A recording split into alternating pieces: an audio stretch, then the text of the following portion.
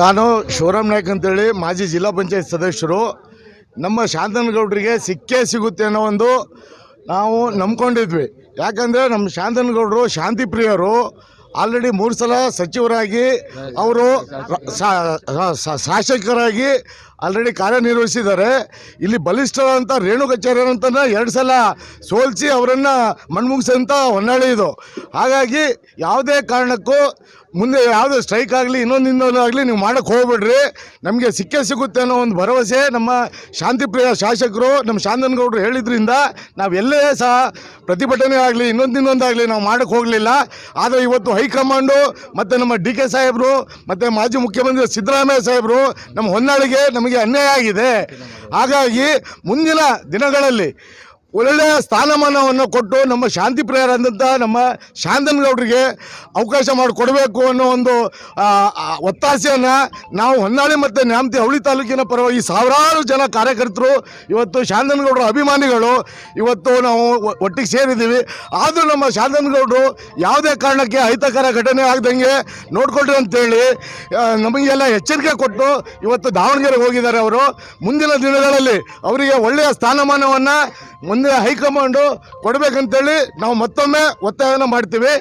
ನಿಮ್ಮ ಶಾಸಕರು DG ಶಾಂತನಗೌಡರವರು ಗಾಂಧಿ ತತ್ವದ ಅನುಯಾಯಿಗಳು ಅಂತ ಹೇಳಿ, ಅಂದ್ರೆ ಒಂದು ಬಲಗಡೆ ಕಪಾಳಕ್ಕೆ ಹೊಡೆದ್ರೆ ಅವರು ಮತ್ತೊಂದು ನನಗೆ ಹೊಡಿರಿ ಅನ್ನೋ ತತ್ವ ಸಿದ್ಧಾಂತವನ್ನು ಇಟ್ಟುಕೊಂಡಂತ ನಿಮ್ಮ DG ಶಾಂತನಗೌಡರವರು ಪಕ್ಷದಲ್ಲಿ ಆ ತತ್ವ ಸಿದ್ಧಾಂತಗಳಿಗೆ ಮಣಿ ಹಾಕುವಂತ ವಿಫಲತೆಯನ್ನು ಇಲ್ಲಿ ಮಾಡಿಬಿಟ್ರ ಅಂತ ಹೇಳಿ ಮೊದಲೇ ನಾವು ಹೇಳಿದ್ವಿ. ನಮ್ಮ ಶಾಂತನಗೌಡರು ಶಾಂತಿ ಪ್ರಿಯರು.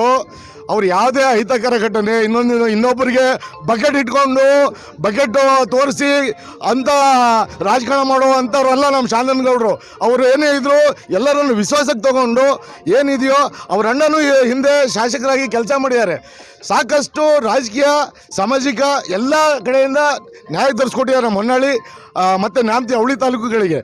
ಹಾಗಾಗಿ ಅವರ ಬಗ್ಗೆ ಹೈಕಮಾಂಡ್ ಮತ್ತೊಮ್ಮೆ ಒಳ್ಳೆಯ ನಿರ್ಧಾರವನ್ನು ತೆಗೆದುಕೊಳ್ಬೇಕು.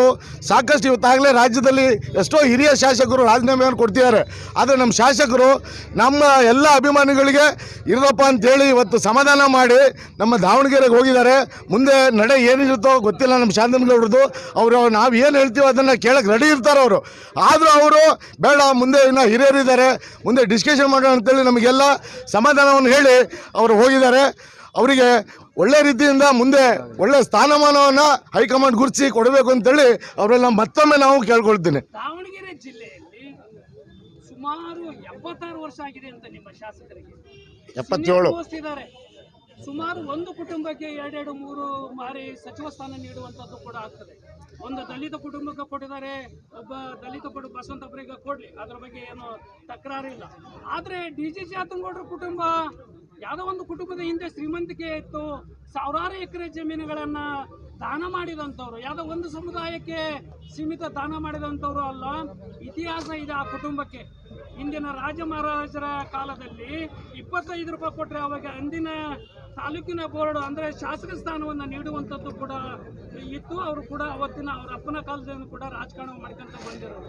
ಯಾಕೆ ಕಾಂಗ್ರೆಸ್ ಪಕ್ಷ ಈ ನಿಷ್ಠಾವಂತ ಕಾರ್ಯಕರ್ತ DG ಶಾಂತನಗೌಡರವರಿಗೆ ಸಚಿವ ಸ್ಥಾನವನ್ನು ಕೊಡಿಸುವಲ್ಲಿ ಎಲ್ಲೇ ಒಂದು ಕಡೆ ಬೇರೆಯವರು ಅಡ್ಡಗಾಲ ಹಾಕಿಬಿಟ್ರ ಅಂತ ಹೇಳಿ? ಬೇರೆಯವರು ಅಡ್ಡಗಾಲ ಹಾಕ್ಯಾರ ಅನ್ನೋದು ನಮ್ಮ ಕಾರ್ಯಕರ್ತರಲ್ಲಿ ಇದೆ. ಆದರೆ ಅವರು ನಮ್ಮ ಶಾಮನೂರು ಫ್ಯಾಮಿಲಿ ಹಿರಿಯರು, ಅವರೇ ನಿಂತಿದ್ದು ಇವತ್ತು ಶಾಂತನಗೌಡರಿಗೆ ಆಶೀರ್ವಾದ ಮಾಡಿ ಕೊಡಿಸ್ತಾರೆ ಅನ್ನೋ ಒಂದು ಅವರ ಅಭಿಮಾನಿಗಳು ನಾವೆಲ್ಲ ಒಂದೇ ಪಾರ್ಟಿಯಲ್ಲಿ. ಇವತ್ತು ಪ್ರಭಾ ಮಲ್ಲಿಕಾರ್ಜುನ್ ಮೇಡಮ್ಗಾಗಲಿ ಎಲ್ರಿಗೂ ಸಹ ನಾವು ಹೊನ್ನಾಳಿಂದ ಸಾಕಷ್ಟು ಓಟನ್ನು ಕೊಟ್ಟು ಗೆಲ್ಸಿರೋವಂಥವ್ರು. ಇವತ್ತು ಎಲ್ಲ ನಮ್ಮ ಆ ದೊಡ್ಡ ಫ್ಯಾಮಿಲಿ ನಿಂತಿದ್ದು ನಮ್ಮ ಶಾಂತನಗೌಡರಿಗೆ ಒಂದು ಅವಕಾಶ ಮಾಡಿಸ್ಕೊಟ್ಟಿದ್ರೆ ತುಂಬ ಚೆನ್ನಾಗಿರ್ತಿತ್ತು ಅನ್ನೋ ಒಂದು ನಮ್ಮ ಹೊನ್ನಾಳಿ ನ್ಯಾಮತಿ ನಮ್ಮ ಮುಖಂಡರ ಒಂದು ಭಾವನೆ, ಕಾರ್ಯಕರ್ತರ ಒಂದು ಭಾವನೆ. ಆದರೂ ಮುಂದೆ ನಮ್ಮ ಮಲ್ಲಿಕಾರ್ಜುನ್ ಅವರೇ ನಿಂತಿದ್ದು ಮುಂದೇನಿದೆಯೋ ಒಳ್ಳೆಯ ಸ್ಥಾನಮಾನವನ್ನು ನಮ್ಮ ಹಿರಿಯರಾದಂಥ ನಮ್ಮ ಶಾಂತನಗೌಡರಿಗೆ ಒಂದು ಅವಕಾಶ ಮಾಡಿಸ್ಕೊಡಬೇಕು ಅಂತೇಳಿ ಅವ್ರನ್ನ ನಾವು ಕೇಳ್ಕೊಳ್ತೀವಿ. ಇದೆ, ಇನ್ನೊಂದಿದೆ ಸಚಿವ ಸ್ಥಾನ.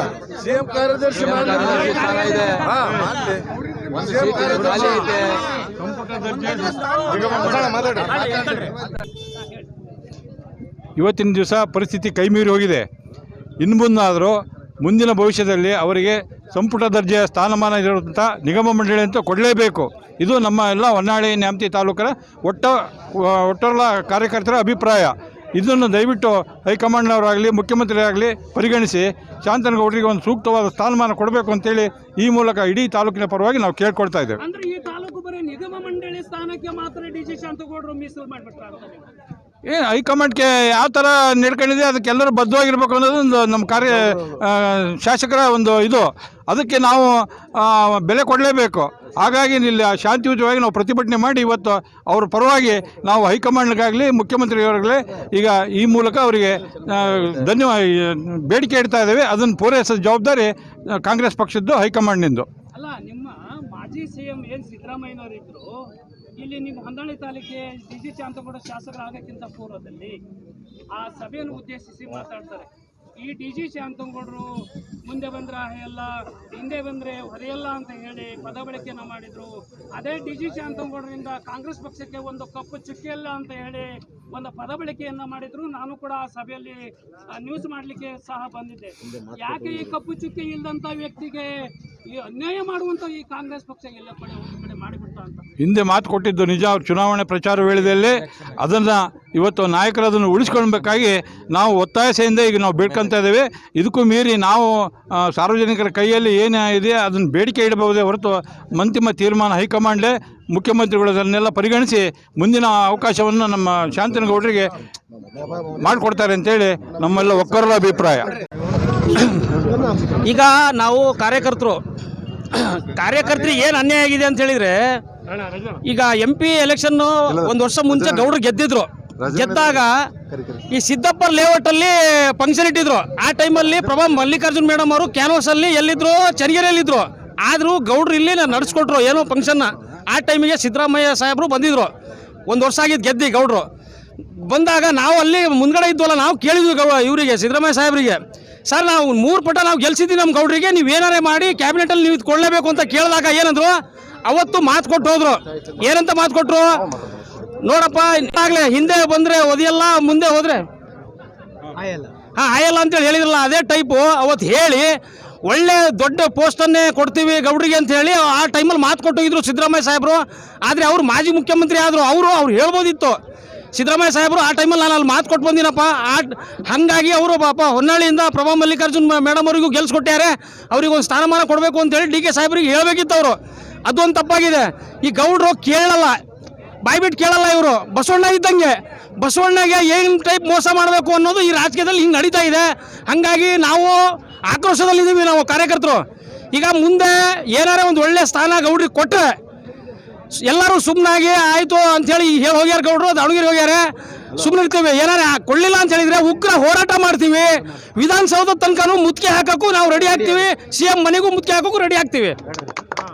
ಸರ್ ನಮಸ್ತೆ. ನ್ಯಾಮತಿ ತಾಲೂಕಿನ ಯುವ ಮುಖಂಡಗಳು ಎಲ್ಲ ಸೇರುವಂಥದ್ದು ಕೂಡ ಮಾಡಿದ್ದೀರಿ, ಯಾಕೆ ಏನು ಅಂತ ತಿಳಿಸ್ಬೋದು ಸರ್? ನಮಸ್ಕಾರ, ನನ್ನ ಹೆಸರು ಸಂತೋಷ್ ಅಂತ.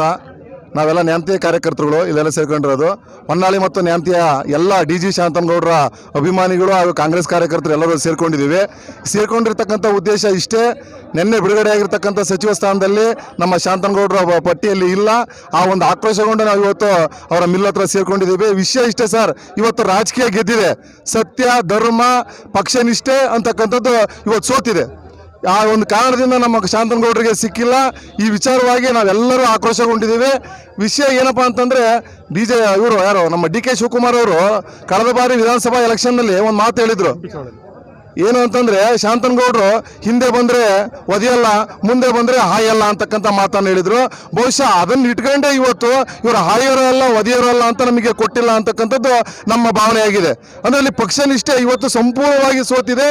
ಸತ್ಯ, ನ್ಯಾಯ, ನಿಷ್ಠೆಗಳು ಈ ಪಕ್ಷದಲ್ಲಿ ಬೆಲೆ ಇಲ್ಲ ಅಂತಕ್ಕಂಥದ್ದು ನಮ್ಮ ಜಿಲ್ಲಾ ರಾಜಕೀಯದಲ್ಲಿ ಸಾಬೀತಾಗಿರ್ತಕ್ಕಂಥ ದಿನ ಇವತ್ತು.